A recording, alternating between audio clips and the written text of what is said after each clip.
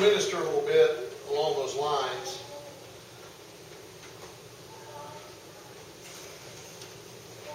And I want us to go to Genesis, the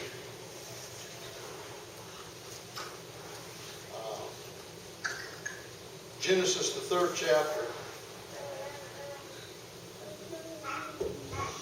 And everybody's familiar with the fall of man, I'm sure. How Eve partook of the fruit, shared with her husband, he did eat also. But I want to deal with a little bit of the aftermath of that. If I was to ask you what was the consequence for that sin, most of us would say, well, Adam had to die, and the woman had to have pain in childbirth, and the serpent had to crawl in his belly. There's one more aftermath of that sin that we kind of shut off because we think that's part of nature today. It's the natural way of man.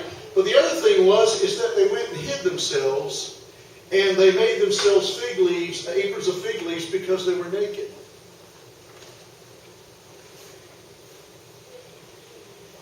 As I began to think about this, the reason that they began to put this stuff on was because of shame and guilt. Now, I'm not talking about physical clothing today. I'm talking about spiritual clothing. Many of us have put on layer after layer after layer after layer of clothes because of shame and guilt. Right. And let me just tell you a little bit about what God wants from us. First of all, He wants us to love one another. Is that not correct? Yes, amen. Love Him and love one another. You can't love somebody else unless you care for them at least as much as you care for yourself. So you got to take into consideration somebody else. Right? When husband and wife get married, they have to start caring one for the other. When children are brought into the world, we love our children, we take care of our children. Sometimes when they can't really give us nothing more back than a coo or a smile. But we still take care of them. It's not because of the fact of what we get from them, but because we actually do love them. We consider them. We are aware of them. Now, I'm saying all this for a reason. Is because many times we are going through life burdened with all kinds of different stuff, and it has made us so insensitive to others that we miss God. How many has ever been cold? What do we do when we get cold? Now, when you get cold in God, this is exactly what you do too. But what do? You cover up. You put on heavy, thick jackets. You might even put on long johns if you're up north. Why? Because you're on thermal underwear. Because you're trying to stay warm. But the more and more of this stuff that you put on, the less and less you can feel. Now, we live in a land of mosquitoes, right? How many has ever felt a mosquito land on you? Right? What if it landed on your arm, let's say. You felt it. You brushed it off, or whatever you did. Well, if you got on mountains and mountains of clothing, how many would feel the mosquito if it lit on you? It makes you insensitive to the little things. And thereby we miss the big things.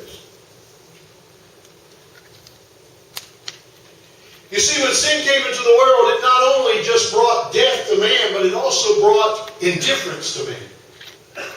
It also brought, insensitivity to man. Why? Because they were covering up their guilt and their shame.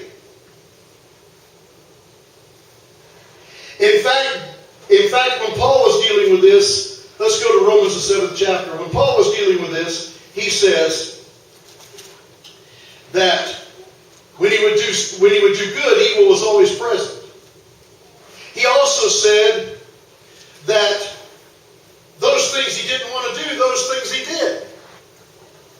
Why was that? Let me just just share with you this little skit here. When the first lie was told, there was some guilt and shame over it, right? And it was following her around, reminding her of the lie. And what did it do? It brought on a second lie, because she'd already said she was hungry, but all of a sudden she starts, she don't want to be bothered because she's got this guilt and shame in her life, and she's just pushing off, and she says, I'm not hungry, I don't want to go in there, and she tells the second lie.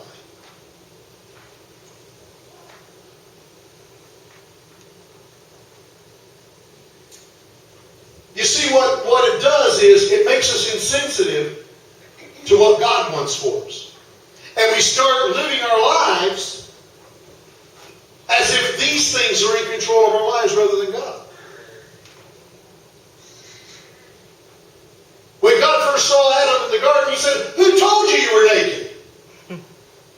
You're not supposed to know that. Basically, He didn't say it that way. But He said, who told you you're naked? Did you eat of that fruit I told you not to? There's got to be something you're trying to cover up. Is that what it is? Did you sin? Why are you running and hiding? Are you guilty?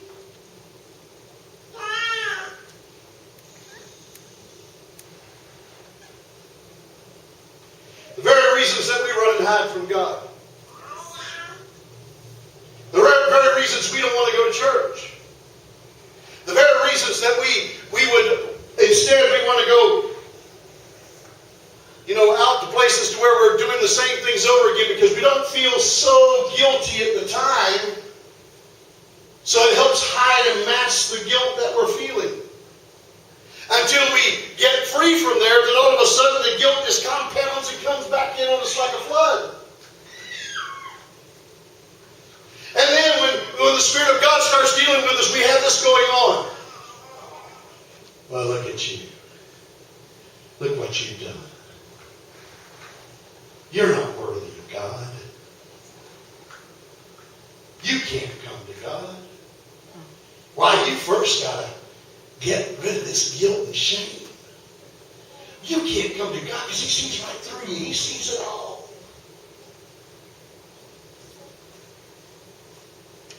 So thereby we continue in sin. But here's what Paul says in Romans the 6th chapter. He says, what shall we say then? Shall we continue in sin that grace may abound? God forbid.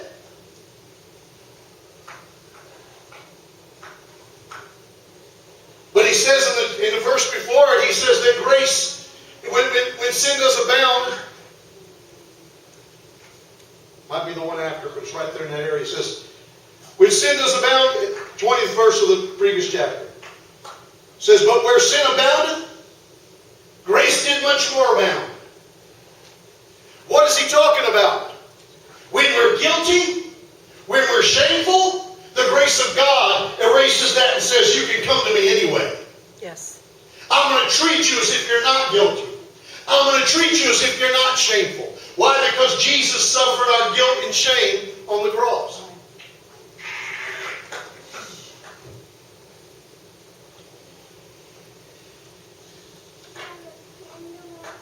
You see, when you came into this world, you didn't bring anything with you.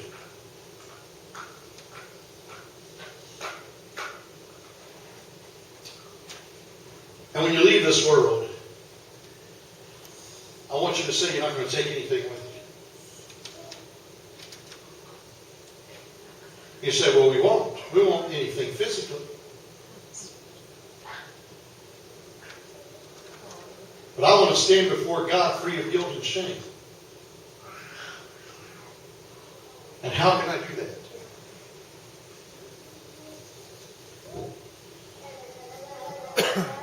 When a man's guilty in this world, he normally goes, first thing he'll do, if he's been caught, he'll seek out an attorney. Why? Because he doesn't want to go stand before the judge alone. And the attorney knows what to say and how to say it. And the attorney can make a loophole and get him off of it. But now let me tell you what it is with God. There is no loophole. Right. There is no getting out of it. When you stand before God, I don't care how much you put on, you still stand before Him naked.